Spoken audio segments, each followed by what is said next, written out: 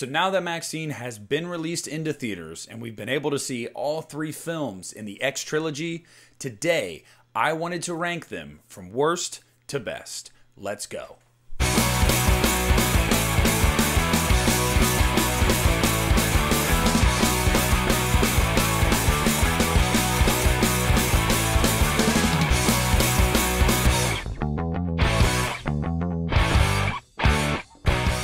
Hey, what is up, you guys? It's Nick here from the Lost River Drive-In, and today I wanted to rank the X trilogy. Now, I have to say from the top, because I've had comments like this, and I've messaged people about this. People are like, whoa, trilogy though, Ty West is talking about a 4th movie. Yes, in February, he first spoke about potentially having an idea for a 4th movie, but it probably wouldn't involve Maxine Minx. So we don't really know the extent of that. We don't know if that's changed, if that's actually something that's going to happen, or just an idea he has floating around in his head. But as it currently sits, movies that have been written, been shot, and put out into the world, this is a trilogy. It was billed as a trilogy. Now, if another one comes, it'll be a series, but this is a trilogy right now. Now, I should also mention from the top, this trilogy is incredibly tonally different from movie to movie. You are bound to love one of these 3 movies, and maybe you really dislike one, and maybe you find one just okay. There is no right answer here, because it depends on what kind of movie and experience you were looking for at the time. So, coming in at number 3 is going to be Pearl. Now, I know it's breaking some of your guys' hearts, and I know a lot of people love Pearl. This is a fan favorite. Pearl is a movie I'd give 4.5 out of 5 stars to. I love this movie. I think this movie is incredible. Like, I think it's gorgeously shot. It really gives you that Technicolor 20s vibe. I think Mia Goth is probably best in this movie because she gets the most to do. Very small cast, very small scale. It is really a character study. It's really kind of a descent into madness. It's kind of a tragedy. There's so much about Pearl that is so much deeper and heavier than the other 2 films in this series. Having said all of that, when comparing Pearl to the other 2, it just gets edged out because it is a character study. It is probably the most slow burn of the 3. It really takes its time getting to the very end, which is captivating. I mean, one of the greatest scenes I've seen in cinema, and God knows how long, is Mia Goth going on her monologue. That thing had me in my seat, transfixed to the screen. But if you know anything about me, I tend to err a little bit more toward the fun, over-the-top, bombastic. And that's why Pearl, although an incredible film, is number 3 for me. At number 2 is going to be the recently released MaXXXine. Now, MaXXXine is a movie that's divided the fans, and I don't understand it. It has the lowest Rotten Tomatoes score of the 3, and I guess I could see that from the critics' point of view, but it's also been the most divisive among fans. There are people that were so excited for this movie, and they walked out and they said, "What the hell did I just watch?" I hated that. I don't understand how, first of all. I really don't understand how you could have hated it. The movie is expertly shot. It's got a great soundtrack. It's got great performances. It just transports you to 1985 Los Angeles beautifully. Everything about this movie oozes 80s.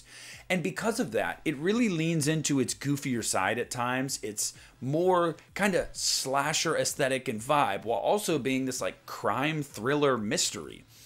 And I think Ty West really, really knew what he was going for here. I think this is the movie that he truly goes for it more than the other 2. Now, that can be to the movie's detriment. The one thing I will say about this movie, and I mentioned it in my review, that was a knock for me was the 3rd act, mainly the final reveal, because not only did I see what was coming, but I just also felt like it wasn't super imaginative. It wasn't imaginative enough based off of what we'd seen from the previous 2 movies in this trilogy. Having said that, though, this is another 4.5 out of 5 movie. I adore this movie. Even just simply for Mia Goth in the movie, again being incredible. I think she's at her best here when it comes to her aura. She is really owning the role of Maxine Minx in this movie. She wears it. She looks it. I think that she is a badass in this movie. I also love, again, the cheesy, goofy moments that they really lean into. They're not afraid to say, yeah, you know what? This movie's going to get a little over the top at times. And it's fun. It really, really is. I specifically think about a scene with car keys and St. Elmo's fire. And it's It's pretty awesome. I'm also kind of confused as why that was divisive, because I feel like the trailer spelled this tone out perfectly. And I think if you've seen Pearl and X, you knew this was going to be tonally different from those two, because those two were tonally different. Not a single movie in this trilogy really fits the tone of the previous movie. They're all very, very different. You have a 1920s fever dream Technicolor horror film. You have a Texas Chainsaw Massacre inspired slasher, slaughterhouse, whatever you want to call it, grimy, gritty horror film. And then you have MaXXXine, a crime mystery thriller 80s cheesy slasher film. None of them are the same in any way. So, although I like MaXXXine just a little bit better than Pearl because it's a little more fun, these two are neck and neck. You're a fucking movie star.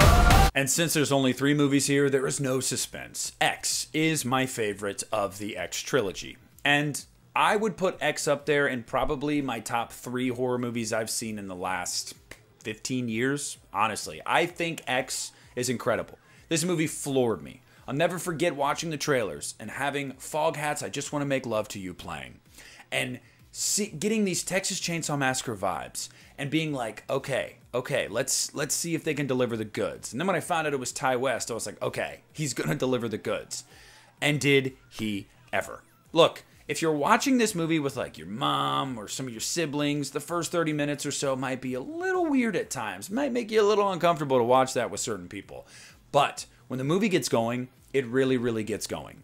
And that first portion of the movie is actually incredibly important because it's saying something. It is a movie about youth. It's a movie about breaking free. It's a movie about kind of living your own life, taking control of your own body.